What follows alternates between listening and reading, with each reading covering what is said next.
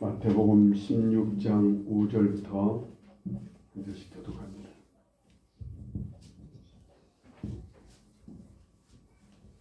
제자들이 건너편으로 갈새 떡 가져가기를 잊었더니 예수께서 이르시되 삼가 바리새인과 사두개인들의 누룩을 주의하라 하시니 제자들이 서로 논의하여 이르되 우리가 떡을 가져오지 아니하였도다 하거늘 예수께서 아시고 이르시되 믿음이 작은 자들아 어찌 떡이 없으므로 서로 논의하느냐. 너희가 아직도 깨닫지 못하느냐. 떡 5개로 5,000명을 먹이고 주은 것이 몇 바구니이며 떡 7개로 4,000명을 먹이고 주은 것이 몇 광줄이었는지를 기억하지 못하느냐. 어찌 내 말한 것이 떡에 관함이 아닌 줄을 깨닫지 못하느냐. 오직 바리새인과 사두개인들의 누룩을 주의하라 하시니 그제서야 제자들이 떡의 누룩이 아니요 바리새인과 사두개인들의 교훈을 삼가라고 말씀하신 줄을 깨달으니라. 추우신 분 혹시 지금 이 상태에 추우신 분 있습니까? 추워요. 그건 감기 걸려서 추운 거죠. 아니 추우면 온도를 조금 더 올려야 되는 것 아닌가. 그렇다고 지금 뭐 올린다고 다음부터 하겠다는 거지. 오늘 말씀이 예수님께서 들판에서 한 4,000명 정도가 예수님 말씀을 듣기 위해서 모였는데 한 3일 이상을 말씀을 전하다 보니까 이들이 너무 배고파하는 거예요. 그래서 이들에게 떡이 몇 개나 있느냐 알아봤더니 떡이 7덩이가 있다는 거예요. 그리고 또 생선 몇 마리가 있고. 그래서 지금 4,000명, 남자 성인만 4,000명이니까 여자 어린아이까지 따지면 제가 볼 때는 약 한 7,000명? 7,000명인가요?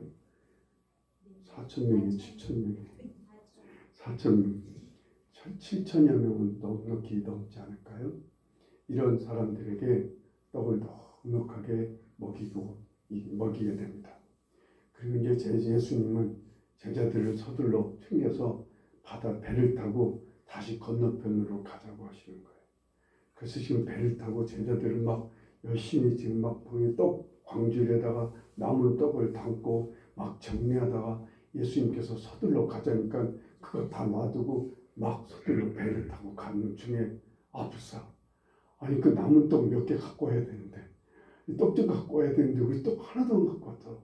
이거 어떻게 하지? 우리 뭐 먹지? 예수님 좀 배고프실 텐데 우리 뭘 어떻게 하지? 막 이러고 있으니까 예수님께서 이 제자들의 동태와 그들이 하는 말들을 들으시고 주님께서 뜬금없이 얘들아 바리새인의 누룩과 사두개인의 누룩을 주의하라 라고 말씀하시는 거예요. 그랬더니 제자들 진짜 우리가 떡이 없어서 그런가 봐. 예수님이 지금 떡을 안 가져왔다고 우리에게 이런 말씀을 하신가 봐 하고 아무튼 서로 국리를 막 서로 그것 때문에 설왕설래를 하니까 예수께서 이 믿음이 작은 자들아 어찌 떡이 없으므로 서로 그것 때문에 논의하느냐. 내가 떡 5덩이로 5,000명을 먹이고 떡 7덩이로 4,000명을 먹이고 몇 광줄이나 남게 거두었더냐 말이야. 내가 지금 너희들에게 떡에 관해서 얘기하는 게 아닌 거야. 나는 너희들에게 바리새인의 교훈, 바리새인의 누룩, 사두개인의 누룩을 조심하라는 거예요. 그렇게 말씀하셨던 거예요. 이 누룩이라는 게 뭐예요? 우리 빵을 만들 때 빵을 이렇게 부풀게 하는 뭐 베이킹 소다 비슷한 거죠. 빵을 부풀게 하는 효모를 얘기해요. 이 누룩은 좋은 거예요. 반드시 이스라엘 사람들은 주식이 빵이잖아요. 지금도 그 근동에 가보면 다 빵으로 아침에 뭐 좀 새끼를 다 먹는 것을 보게 되는데 빵을 부풀게 하는 누룩이 반드시 있어야 되는데 주님은 이 누룩을 주의하라고 하는 거예요. 누룩이 해로운 건 아니에요. 누룩이 나쁘다는 건 아니에요. 바리새인의 누룩과 사두개인의 누룩이 해로운 건 아닌 거예요. 그걸 암시하는 거죠. 해로운 건 아니지만 그게 너희들에게 좋지 않은 누룩이니까 누룩도 좋은 누룩이 있고 좋지 않은 누룩이 있는 거예요. 빵을 잘 부풀고 맛있게 하는 효모가 있고 빵을 별로 맛없게 하는 누룩이 있는 거예요. 아마 그런 종류라 이 말이죠. 바리새인의 누룩과 사두개인의 누룩은 좋지만 이들의 누룩은 너희들이 주의를 해야 되겠다라고 말씀하시는 거예요. 왜 이 바리새인의 누룩과 사두개인의 12절에 보면 이 바리새인의 누룩이 뭘 표현해요? 바리새인의 교훈, 사두개인의 교훈을 주의하라는 말이에요. 바리새인들이 가르치는 너희들의 가르침과 사두개인들이 가르치는 가르침을 주의하라는 거예요. 바리새인들은 어떻게 해서 바리새인들이 생기게 되냐면 예수님이 오시기 한 200년 전에 이스라엘 나라 위쪽과 아래쪽에 큰 나라들이 있었어요. 위에는 셀루쿠스 왕조와 아래는 프톨레미 왕조라고 알렉산더의 부하들 4명이 대륙을 다 4개로 헬라 제국을 4개로 나눌 때 위쪽과 아래쪽 이집트 쪽은 프톨레미오고 위쪽 북쪽에는 셀루쿠스라고 하는 장군이 그 나라를 다스리게 됐어요. 우리 그냥 이걸 쉽게 성경에 나온 대로 북방과 남방이라고 얘기할게요. 북방하고 남방에 있는 큰 나라들이 때만 되면 쳐들어오는 거예요. 가운데 끼어있는 이스라엘을 향해서 계속 쳐들어옵니다. 이스라엘이 돈이 많고 이스라엘이 농사도 잘 되고 하니까 위쪽 아래쪽에서 쳐들어왔다가 위쪽에서 쳐들어왔다가 이 아래쪽이 북방을 또 점령한답시고 또 그 아래 중간을 지나가고 북방왕이 또 거기에 대해서 복수한답시고 남방을 공격하기 위해서 가운데 이스라엘을 지나가게 되는 거예요. 이러다 보니까 이스라엘이 적잖이 피해를 입는 거예요. 농사 지을 때만 되면 쳐들어와서 농사 지은 거 싹 가져가죠.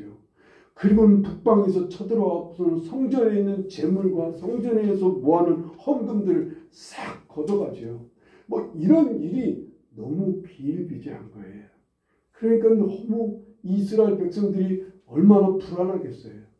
이 불안이 많은 이런 전쟁을 겪고 많은 사람들이 죽어가고 많은 재물을 빼앗기다 보니까 일부의 사람들이 어떤 생각을 했느냐면 이건 전적으로 하나님께서 진노하셔서 그렇다고 그들을 깨달았어요. 하나님께서 진노하셔서 우리가 이렇게 고통을 당하고 이렇게 위아래로 우리가 침범을 당해서 나라가 이렇게 망하고 있다고 생각이 되니까 우리가 하나님의 말씀을 잘 지키자. 하나님의 율법을 우리가 철저히 지켜야만 하나님께서 우리를 보호해 주실 거야. 하나님이 우리를 지켜주실 거야 라고 생각하는 사람들이 조금씩 많아졌던 거예요. 이들이 바로 바리새인들이에요. 그래서 이들은 하나님의 율법을 철저히 지키는 것으로 하나님께서 우리를 보호해 주시기를, 하나님께서 우리를 지켜주시기를 바랐던 거예요. 그런데 이들은 하나님의 율법을 철저히 지킨답시고 율법을 철저히 지키는 여러 조항을 만들어내는 거예요. 대표적으로 안식일을 잘 지키자. 우리가 안식일을 제대로 못 지켜서 이렇게 나라가 망하는 거야 생각이 돼서 안식일을 그냥 지키는데 안식일에 대한 규정을 하나씩 만들어내다 보니까 세부 사항이 100가지가 넘는 거예요. 하루에 900m 이상을 걸어서도 안 돼요. 그 어떤 병이 걸려도 의원에 찾아가도 안 되는 거예요.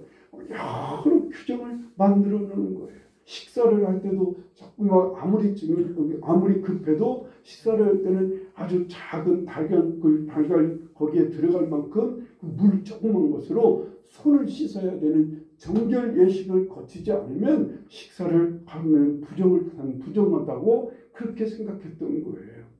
11조에 대해서도 철저히 일주일에 2번씩 금식 기도를 하죠. 이렇게 해서라도 하나님 앞에 하나님께서 우리를 지켜주시길 바랬던 거예요. 이들이 기도 시간을 정해놨어요. 하루에 3번씩 기도 시간을 정해놓고 어떻게 무슨 일을 하든 어디를 가든 그 시간만 되면 기도를 해야 되는 거예요. 그래서 이 바리새인들은 시장에 갔다가도 기도 시간만 되면 시장 한복판에서 손을 들고 하나님께 기도하는 이런 일을 했던 거예요. 이렇게 율법을 잘 지켜주시면 하나님께서 우리를 보호해 주실 거라 그렇게 믿고 안심하는 무리들, 이러한 무리들이 바리새파 사람들이에요. 이런 사람들이 그래서 이러한 교리를, 이러한 하나님의 율법을 지키는 규정을 많이 만들어내고 이걸 가르치게 되는 거예요. 반면에 사두개인들은 제사장의 일파들이에요. 이 제사장들도 역시 북방과 남방왕이 와서 성전에 왔는 기물들을 뺏어가고 성전에 모아놓은 헌금들을 다 칼치해 가니까 삶이 어려워지는 거예요. 이 제사장 그룹들이, 그 가족과 그 일파들이 얼마나 사는 게 힘들어져요. 당장 먹고 살 게 없어요. 일반 백성들이 어려우니까 하나님 앞에 11조를 드리지 않는 거예요. 헌금을 드리지 않는 거예요. 그러니까 이 제사장 그룹들은 자기들 먹고 살 길이 너무나 힘든 거예요. 늘 그것을 먹고 사는 것에 대한 현실이 어려워지다 보니까 이들은 어떻게 하면 이 현실에서 먹고 사는 걱정 없이 살까? 이게 늘 이들의 생각이었던 거예요. 그래서 이들은 백성들을 위해서 백성들이 자기들에게 부여한 제사장 직분을 감당하는 일에 힘쓰지 않고 자기들의 안위를 챙기는 일에 힘쓰기 시작하는 거예요. 그래서 하나님의 율법을 조금 틀어요. 하나님의 율법을 바르게 정확하게, 바리새인들은 세부적으로 상을 규정을 만들어내는 반면 사두개인들은 하나님의 율법을 조금 바꿔놓게 됩니다. 성전 세금을 걷는 일에 힘을 쓰는데 성전 세금을 일정 세금을 걷는 게 아니라 거기에 더해서 성전 세금을 이런저런 이유를 붙여서 성전에 바치는 세금을 더 붙여 먹는 거. 그래서 받아내는 거예요. 그리고 또 하나님께 바친 이 부모를 섬기는 비용을 하나님께 바치기만 해도 그것이 됐다고 그렇게 가르치는 거예요. 그게 고르반이라는 제도였어요. 부모에게 돌아갈 제 재물을 하나님께 바치면 그것으로 됐다고 가르치는 이러한 규정까지 이들은 만들어냅니다. 성전에 하나님 앞에 재물을 드리기에 앞서서 재물을 가져오려면 양과 소를 가지고 와야 되는데 그렇게 불편하게 그럴 것 없이 그냥 재물을 대신 여기 와서 돈으로 재물을 사게 만드는 거예요. 멀리 있는 사람들이 소를 양을 끌고 오는 게 힘드니까 그냥 돈 들고 와갖고 성전 앞에서 그 돈으로 재물을 사서 소나 양을 사서 하나님께 드려도 괜찮다. 그렇게 가르치게 되는 거예요. 그래서 성전에 동전 바꾸는 사람들이 많이 있을 수밖에 없었던 거예요. 이들이 주님께서 보실 때 가장 안타까운 부분이, 그리고 화가 나는 부분이 뭐냐면 하나님 앞에 맹세를 하는데 이 일반 성도들이 하나님 앞에 맹세를 할 때 그냥 맹세하는 건 소용이 없다는 거예요. 성전에 있는 기물을 붙들고 거기에다가 그 성전 제단을 붙들든지 성전에 있는 기둥을 붙들든지 그걸 붙들고 하나님 앞에 맹세를 할 때 이 맹세가 유효하다는 거예요. 그럴 때 그 맹세할 때 기물을 만지는 대신 돈을 내게 만들었어요. 그러니까 맹세하는 돈을 만드는 돈을, 우리나라로 말하면 요즘은 이런 걸 뭐라고 그래요? 공증이라고 그러나요? 공증을 자기들이 하는 거예요. 자기들이 하면서 돈을 받아먹는 거예요. 이렇게까지 하면서 현실 생활을 자들을 어떻게든지 부유하게 뿌려보려고 애를 쓰게 되는 거예요. 이들은 부활을 없다고 믿었어요. 이들은 오늘 현실에서 그렇게 잘 사는 거예요. 하나님께 성전 제사만 잘 드리면 이들은 하나님께서 잘 먹고 잘 살게 해준다고 가르치는 약간의 기복적인 것을 가르치는 무리들이었어요. 이런 사람들을 사두개인이라 그러고 이들이 가르치는 교훈인 것이 사두개인들이 누룩이라고 예수님은 생각했던 거예요. 이들이 다 뿌리가 어디에? 바리새인들이 그들이 그렇게 할 수밖에 율법을 철저히 지키고자 했던 그 뿌리는 뭐예요? 불안이에요. 북방과 남방 왕들이 쳐들어와서 해칠까봐 두려워하는 그 불안이 그들 속에 밑바닥에 있었던 거예요. 사두개인들의 밑바닥은 뭐였어요? 염려였어요. 삶에 대한 염려, 현실에 먹고 사는 문제에 대한 염려가 그들 속에 있었어요. 여러분, 우리도 마찬가지. 우리도 늘 불안과 염려는 우리 삶에 늘 있어요. 어떤 사람에게나 이건 늘 따라다니는 거예요. 그런데 이 우리의 삶이 흔들리지 않고 어렵지 않게 지탱해 가게 하는 중요한 것도 우리 속에 있는 적잖은 불안과 염려가 우리를 막 삶을 이끌어가요. 그러니까 아침에 일어나기 싫어도 일어나서 회사로 가는 거예요. 그렇게 직장에서 모멸을 당했는데도 그래서 일어나 가는 거예요. 왜? 염려가 있으니까요. 그래서 오늘 어떻게 먹고 살까? 오늘 어떻게 이 일을 해나갈까? 이러한 염려와 이러한 불안감이 우리의 삶을 막 힘있게 지탱해 가게 합니다. 그런데 이 불안을 그냥 불안을 더 놔두면 이 불안은 뭘로 가느냐면 두려움으로 가요. 이 두려움이 우리를 휩싸게 되는 거예요. 염려는 조금만 더 놔두면요. 염려는 더 나아가게 놔두면 욕망과 결합을 해서 우리를 결탁해서 우리를 탐욕에 빠지게 만들어요. 이 불안과 염려가 더 커지고 굳어지면요. 이게 누룩처럼 빵을 부풀게 하듯이 우리의 삶의 생각과 마음과 인생을 아주 나쁘게 삶을 매우 안 좋게 만드는 경향이 있어요. 이 불안과 염려가 더 커지면 두려움으로 탐욕으로 빠진다 그랬어요. 이렇게 되다 보니까 하나님에 대한 마음을 잃게 돼요. 그리고 사람에 대한 생각과 마음과 행동을 다 빼앗아 버려요. 이 불안과 염려가 우리의 삶을, 우리의 인생을 점령하기 때문에요. 사람들은 자기에게 집중하게 되는 거예요. 오늘 여기 7절에도 보면 제자들은요, 떡을 가지 않음으로 먹을 것을 염려하고 있는 거예요. 자기들의 먹을 것에 집중하게 되는 거예요. 그래서 불의와 그래서 타협하기도 합니다. 많은 사람들이 자기에게 너무 집중하다 보니까 자기 먹고 살고 자기 불안을 해소하기 위해서라도 어떠한 불의가 와도 그 불의와 쉽게 타협하게 됩니다. 그렇게 하다 보니까 이 불안과 염려에 들려서 몸과 마음도 망가지게 돼요. 생각이 조금 망가지게 됩니다.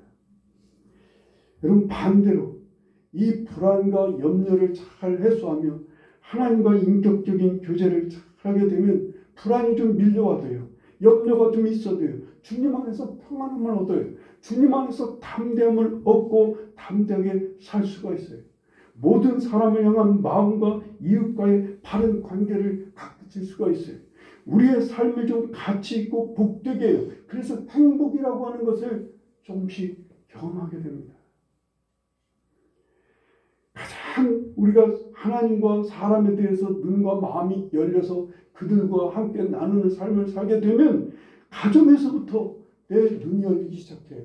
내 식구가, 나의 자녀가, 나의 배우자가, 나의 부모가, 나의 주위의 가정에 가장 가까운 사람서부터 내 눈과 마음이 열려요. 그래서 좋은 관계를 갖게 돼요. 그런데 불안과 염려에 점령이 되면 반대예요. 하나님께서 함께 하시는 것을 잘 몰라요. 그리고 사람에 대한 동정심을 잃어버리게 돼요. 그러다 보니까 인생의 목적도 삶의 기쁨도 빼앗기게 됩니다.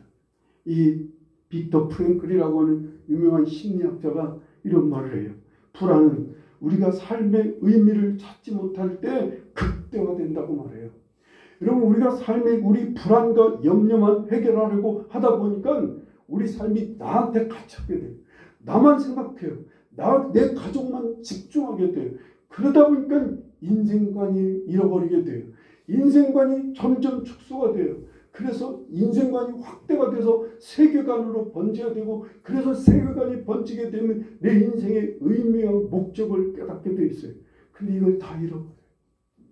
오로지 자기 먹고 사는, 오직 자기 불안을 해소하는 데만 집중하다 보니까 삶의 의미를 잃어버리게 돼요.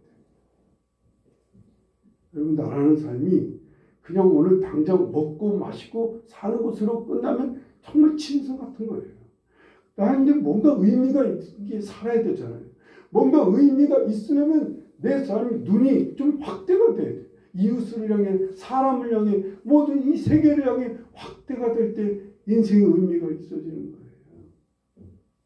칼 융이라는 심리학자도 이런 이야기예요. 불안은 우리가 진정한 자아로부터 멀어져 있다는 사실을 알려주는 신호가 된다는 거예요. 우리의 인생에 있어서 내 이 자아가 이 다 잘하는 것이 잃어버리게 돼요.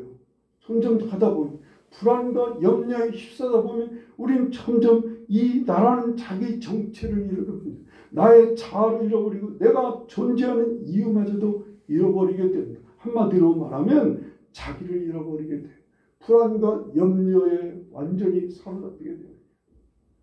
그래서 마틴 셀리그만이라고 하는 유명한 긍정 심리학자가 이런 말을, 불안과 걱정이 많을수록 행복을 느끼는 능력이 감소하고 삶의 만족도도 떨어진다라고 말하고 있어요.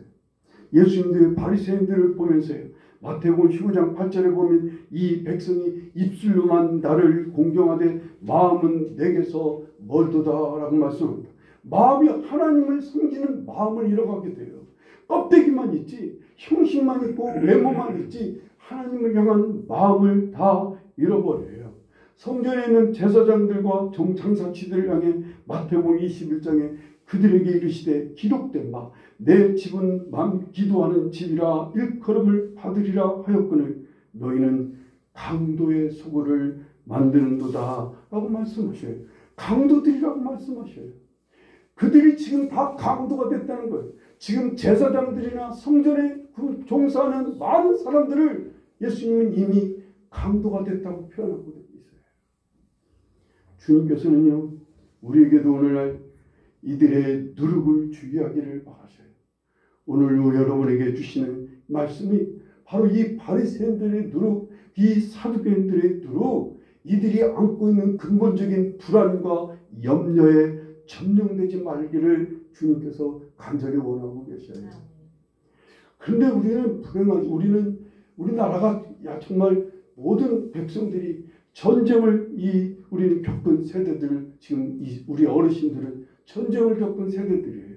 지금이 아마 6.25 전쟁 난 지 얼마가 됐어요? 어쨌든 70이 이상 되고 한 80 되신 분들은 다 전쟁을 겪으신 분들이에요. 그리고 또한 조금 그 아래 세대들은요, 한참 우리 전쟁 이후에 혁명과 정치적인 격동 속에서 살았던 세대들이 있어요. 1997년도에 IMF를 겪어서 IMF 때문에 어려움을 겪은 세대와 그 자녀들이 있어요. 늘 그 자녀들은 그 부모들이 나가서 일하는 것 때문에, 부모들이 망해서 이사 다니는 것 때문에 불안과 염려 속에 살았던 세대들이 막 지금 섞여 있어요.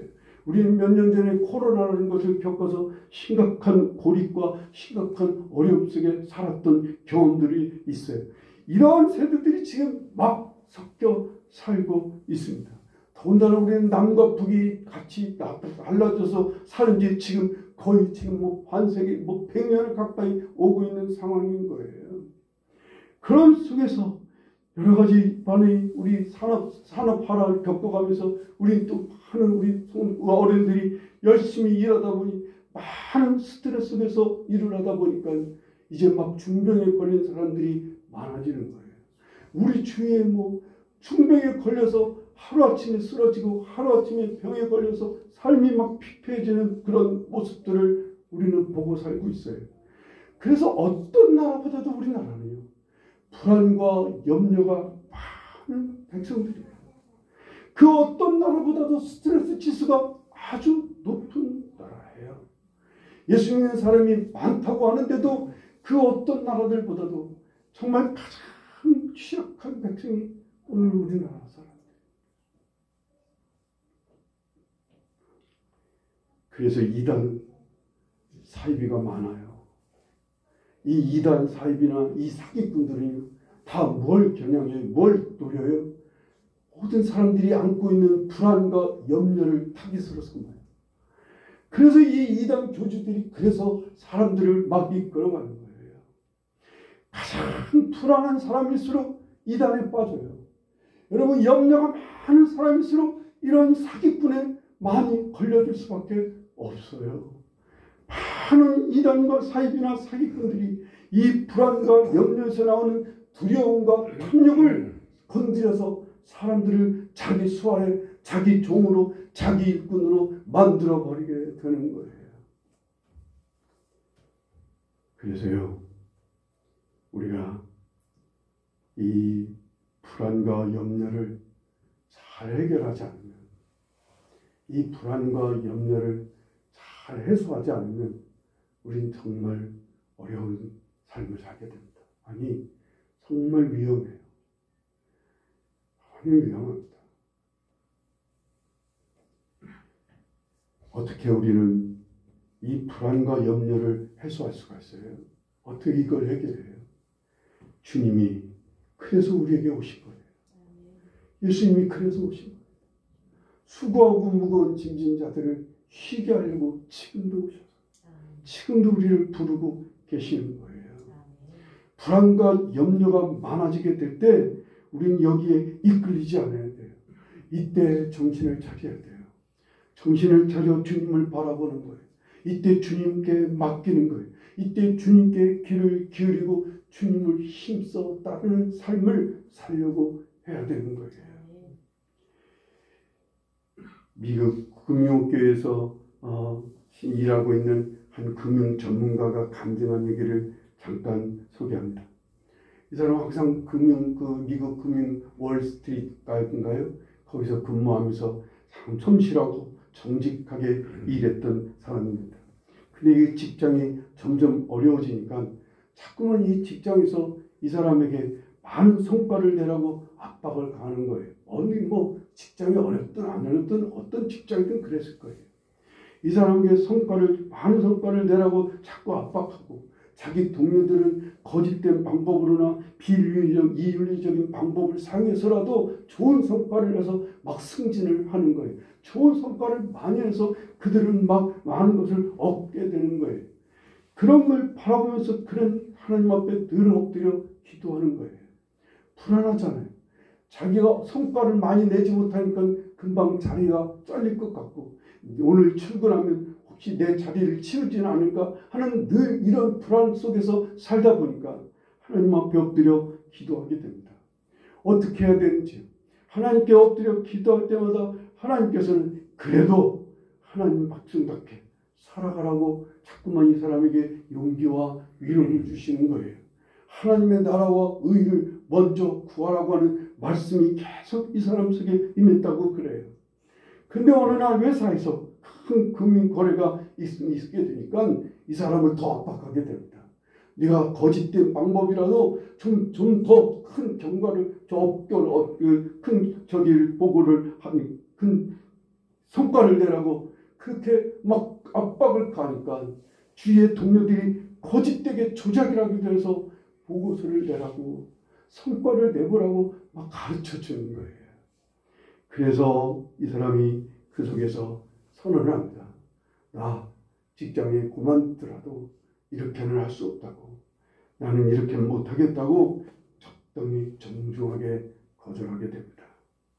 그리고 이제 하나님께 맡겼어요. 하나님께서 앞으로 잘리든지 안 하든지 나는 하나님께 맡기고 살겠다고 하고는 며칠 후에 직장을 갔더니 직장에 엄청난 사람들이 막 들이닥치는 거예요. 오늘 우리나라로 말하면 세무조사 같은 거잖아요. 막 사람들이 와서 여기저기 책상을 막 뒤지고 여러 가지 사람들을 막 탐문하고 이래서 몇 사람들이 경찰에 잡혀가고 그리고 법정으로 가게 되는 것을 보고 자기는 그 속에서 깨끗이 살아남는 것을 경험하게 됐다고 하는 그런 감정인 거예요. 이 사람이 정말 그 불안이 엄습할 때 이 사람이 하나님 앞에 엎드려서 그 불안감을 주님 앞에 맡겨서 해결함을 얻고 그래서 담대하게 자기의 삶을 받아들여서 이 사람은 무너지지 않았던 거예요. 하나님도 잃지 않았고 사람도 잃지 않았고 자기 직장도 잃지 않았던 것처럼요. 성경에는 많이 두려워하지 말라고 하는 말씀이 많이 반복돼요. 염려하지 말라고 하는 말씀이 참 많이 있습니다. 대표적으로 두려워하지 말라. 나는 너와 함께함이니라. 놀라지 말라. 나는 너의 하나님이 됨이니라. 나의 오른손으로 너를 붙들어 주리라. 주님 말씀하시잖아요. 너희 염려를 다 주님께 맡겨버리라. 아무것도 염려하지 말고 기도와 간구로 감사함으로 하나님께 아뢰라. 이런 말씀들이 성경에 많이 있습니다. 왜요? 우리가 어떻게 사는 사람인지를 너무나 잘 아시기 때문에 그래요. 하나님, 우리가 이 땅에 사는 삶 속에서 우리가 얼마나 불안과 염려에 취약한 사람들인지를 너무나 잘 아시니까 이 말씀을 자주 하시는 거예요. 주님은 늘 제자들을 만나시고 참 많은 사람들을 만날 때마다 평안하냐고 물어보셔요. 너가 평안하기를 바란다. 평안히 가라. 평안할지어다 라고 말씀하십니다. 요한복음 14장 27절에 평안을 너희에게 끼치노니 곧 나의 평안을 너희에게 주노라. 내가 너희에게 주는 것은 세상이 주는 것과 같지 아니하니라. 너희는 마음에 근심하지도 말고 두려워하지도 말라 라고 말씀하십니다. 평안을 끼치겠다는 거예요. 평안을 주시겠다는 거예요. 세상이 줄 수 없는 평안을 너희에게 주니까 주님께 맡겨보라는 거예요. 젊은 세대만큼 오늘 이 불안이 많은 세대가 없을 겁니다. 우리나라는 특별히 더 불안이 많게 하는 세대인 거예요. 지금 세상인 거예요. 젊은이들에게 너무 우리는 지금 어려운 환경을 만들어 놨습니다. 그래서 많은 젊은이들이 지금 막 불안 속에서 정말 어떻게든지 이 앞길을 열어가려고 애를 쓰고 있는 상황이에요. 주님께 맡기는 거예요. 우리가 얼마나 쉽게 마음이 흔들리게 돼요. 이 불안과 염려가 끊임없이 우리 안에서 일어나게 하는 이런 환경 속에서 우리가 살고 있어요. 하지만 그만큼 주님께서도요. 우리가 그러한 환경과 그러한 여건에서 살고 있는 걸 너무나 잘 아시니까 주님은 계속 찾아오시는 거예요. 계속 우리에게 찾아오셔서 문을 두드리신다는 거예요. 내가 문 밖에 서서 두드리신다는 거예요. 네 문을 열고 주님을 모시라는 거예요. 주님을 모시면 주님이 우리 안에 있는 불안과 염려를 주님께서 몰아내시는 거예요. 이 불안과 염려에 점령당하지 않고 예수 그리스도를 빨리 모셔야 돼요. 이 불안과 염려에 점령당해서 그것이 나아가 두렵고 그것이 더 나아가 공황장애로 더 나아가 우울증으로 번지게 되면 삶은 망가지는 거예요. 크리스찬일지라도 이건 누구나 할 수 없는 일이에요. 거기 안에 빨리 작은 이슬 위에 옷이 젖듯이 작은 불안과 염려가 쌓이지 않도록요. 아주 작은 일서부터 큰 불안과 염려하는 일마다 주님께 갖고 가는 거예요. 주님을 모시는 거예요. 여러분 그때마다 주님을 모셔서 그냥 모시기만 해요. 그냥 모시기만. 그분이 오시면 평안을 주시고 그분이 오셔서 우리 안에 있는 불안과 염려를 몰아내시는 하나님의 역사가 시작이 되는 거예요.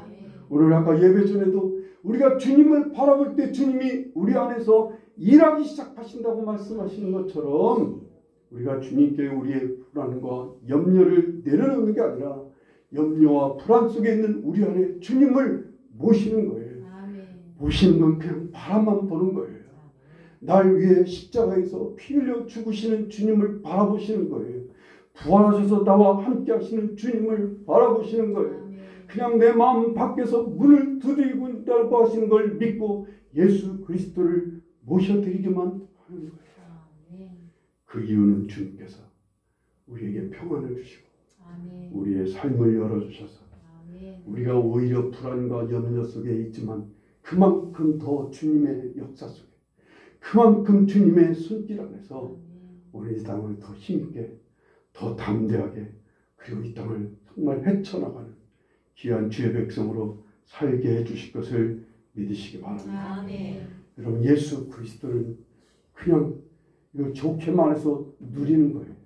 우리가 주님을 누려야 돼요. 좀 속된말로 말하면 주님을 써먹어야 돼요. 주님을 써먹어야죠. 예수 그리스도를 써야 돼요. 주님을 모심으로 예수 그리스도의 평안을 누리는 여러분과 제가 되기를 간절히 축원합니다. 기도하시겠습니다. 이제 우리 주님께 마음을 열고 주님을 모셔도 그저 잠잠히 주님을 바라보기라도 하는 겁니다.